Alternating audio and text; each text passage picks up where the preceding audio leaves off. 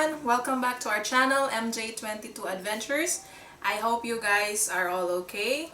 And for today's vlog, we're gonna unbox our very first washing machine from the world's #1, Samsung. So our very first Samsung washing machine arrived late yesterday, and I made a poll on my Facebook, and some of you really want to do a unbox video for this, so this one's for you guys. This is, by the way, our delivery receipt, and this will serve also as a warranty of this product. So without further ado, we're gonna unleash our new baby at home.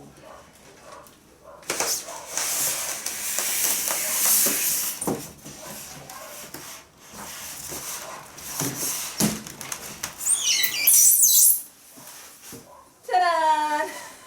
It's ready. Okay, here it is. We're gonna check inside on what's inside. Right. Okay. Spiral. We have here drain hose, of course. Next, we have here inlet hose.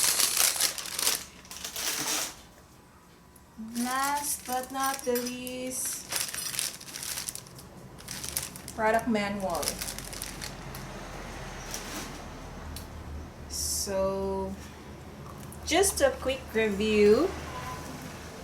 This Samsung washing machine is a digital inverter. What this digital inverter technology offers to consumers? Consumers may enjoy greater energy efficiency, less noise, and a long-lasting performance. Digital inverter technology also uses strong magnets for a quieter and more powerful performance, but consumes less energy. And it also provides outstanding durability. So, makasave ta sa kuryente.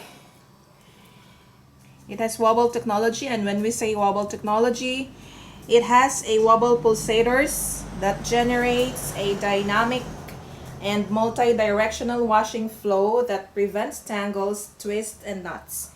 It also gently and thoroughly cleans your garments with its increased washing power. So we take a look inside. We can see our wobble pulsator here. These are the wobble pulsator. And this is the diamond drum. The diamond drum's unique soft curl designs washes clothes very effectively while treating them with care. Its smooth diamond-shaped ridges are gentle on even delicate items. The small water exit holes also prevent fabric from becoming trapped and damaged.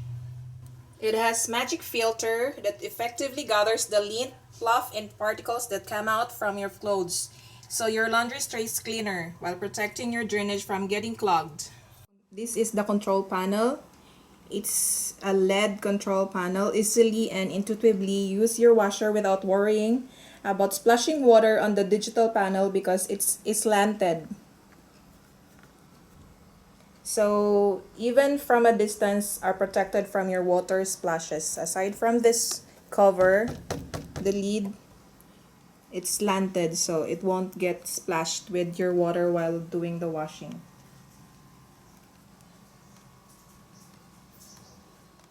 So there you have it, our new Samsung washing machine, and we will explore along the way what this model has to offer aside from the one that we have stated earlier. So guys, thank you for watching. I hope you like this video, and if you are new to our channel, Please don't forget to subscribe and hit the bell button so you'll get notified on our future uploads. Thank you!